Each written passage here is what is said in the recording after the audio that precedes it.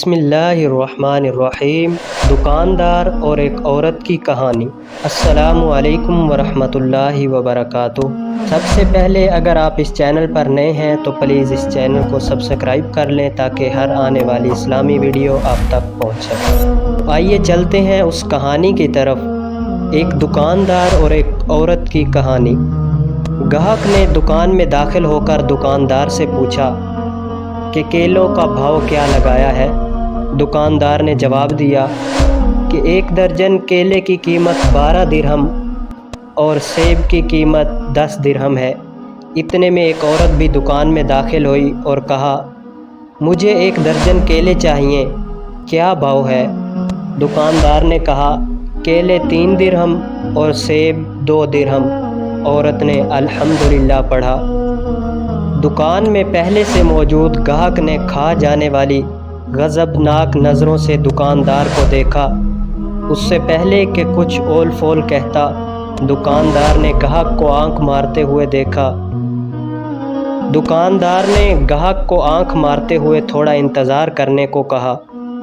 عورت خریداری کر کے خوشی خوشی دکان سے نکلتے ہوئے بڑبڑائی، اللہ عز و جل تیرا شکر ہے، میرے بچے انہیں کھا کر بہت خوش ہوں گے۔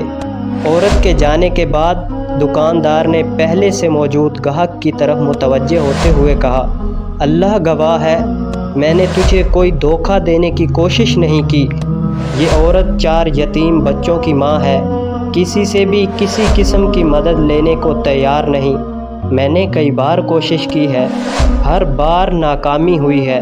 اب مجھے یہی طریقہ سوجا ہے کہ جب کبھی آئے تو اسے کم سے کم دام لگا کر چیز دے دوں۔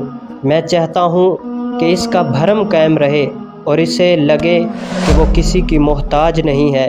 میں یہ تجارت اللہ کے ساتھ کرتا ہوں اور اسی کی رضا اور خوشنودی کا طالب ہوں۔ دکاندار کہنے لگا، یہ عورت ہفتے میں 1 بار آتی ہے۔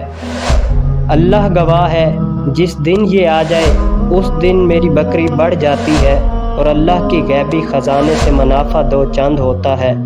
گاہک کی آنکھوں میں آنسو آ گئے۔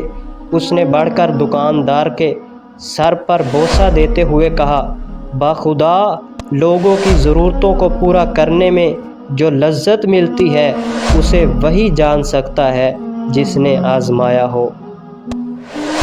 تو دیکھیے ایک یتیم بچوں کی ماں کی کس طرح اس دکاندار نے مدد کی اور اللہ عز و جل اپنے غیبی خزانوں سے اس کی کیسے مدد فرماتا ہے۔ اگر آج کی ویڈیو آپ کو اچھی لگی ہو تو اسے اپنے دوستوں تک شیئر کریں تاکہ اسلامی ویڈیو کے یہ پیغام کو سن کر ان کا دل بھی اللہ عز و جل اور اس کے محبوب صلی اللہ علیہ وآلہ وسلم کے امتیوں پر نرم ہو جائے۔